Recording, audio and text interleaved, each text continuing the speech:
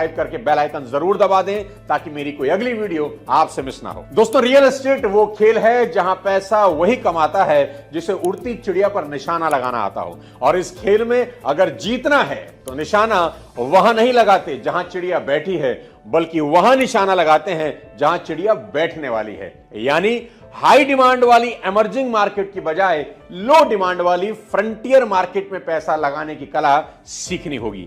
Real estate की दुनिया में इस इन्वेस्टमेंट स्ट्रेटेजी को लैंड बैंकिंग स्ट्रेटेजी बोलते हैं। सबसे पहले ये तीनों टर्म समझते हैं कि लैंड बैंकिंग स्ट्रेटेजी क्या है, इमर्जिंग मार्केट किसे कहते हैं और फ्रंटियर मार्केट क्या भला है। बहुत आसानी से आपको समझा देता हूं। सबसे पहले समझाता हूं कि लैंड बैंकिंग स्ट्रेटेजी क्या भला है। इसे समझने के लिए मशहूर एक्टर सुनील शेट्टी के और उनके फार्म हाउस से बेहतर एग्जाम्पल दूसरा नहीं हो सकता।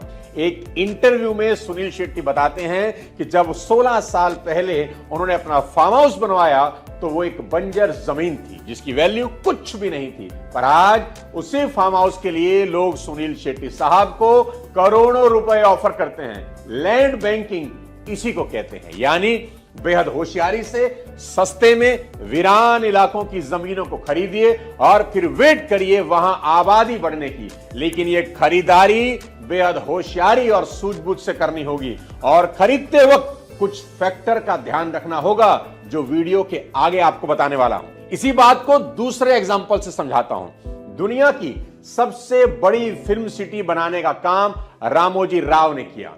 रामोजी राव साउथ इंडस्ट्री के एक मीडिया टाइकून थे।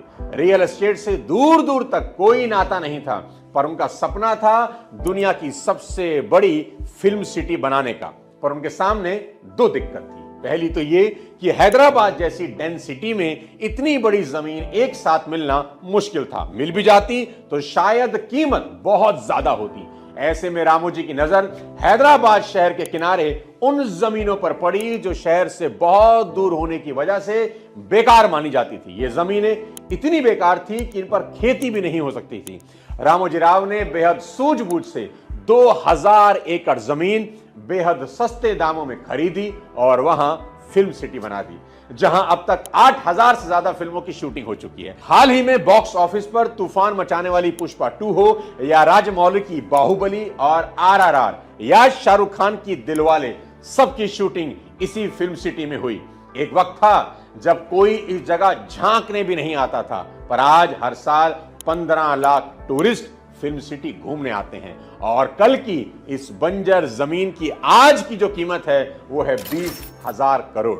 ऐसी कोई जमीन ढूंढने से पहले हमें एमर्जिंग मार्केट और फ्रंटियर मार्केट को समझना होगा। एमर्जिंग मार्केट उस एरिया को कहते हैं जो ऑलरेडी डेवलप हो चुका है, जैसे कि मेरे बगल का गुरुग्राम। यहां तो एक फ्लैट ही 190 करोड़ का बिक रहा है। आम आदमी यहां इन्वेस्ट करने की सोच भी नहीं सकता।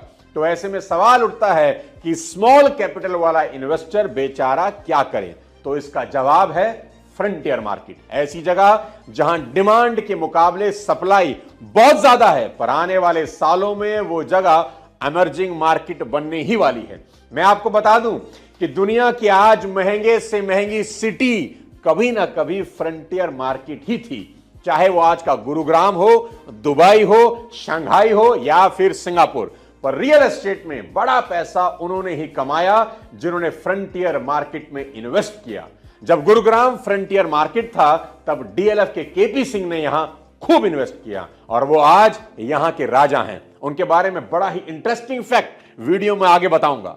दोस्तों, गुरुग्राम हो या दुबई, ये सब रोज रोज तो बसाए नहीं जाते, इसलिए ये मौका जितनी तेजी से आता है उतनी ही तेजी से चला भी जाता है। लेकिन अगर आपको गुरुग्राम में इन्वेस्ट करने का मौका मिले लेकिन रेट 2005 वाले मिल जाएं तो आप खुशी से नाचने लगेंगे। पर 2005 में गुरुग्राम भी फ्रंटियर मार्केट ही था जहां रेट बहुत कम थे।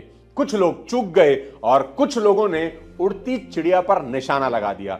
ऐसे ही फ्रंटियर मार्केट की इंपॉर्टेंस को समझने के लिए आज गुजरात में डेवलप हो रही धोलेरा सिटी से बेहतर कोई एग्जाम्पल नहीं हो सकता। आज धोलेरा भी उतना ही सस्ता है जितना कभी गुरुग्राम था, पर आने वाले वक्त में धोलेरा के रिटर्न गुरुग्राम के रिटर्न को टक्कर देने वाले हैं। मैं पर्सनली धोलेरा की ग्रोथ को पिछले 2 साल से वॉच कर रहा हूं।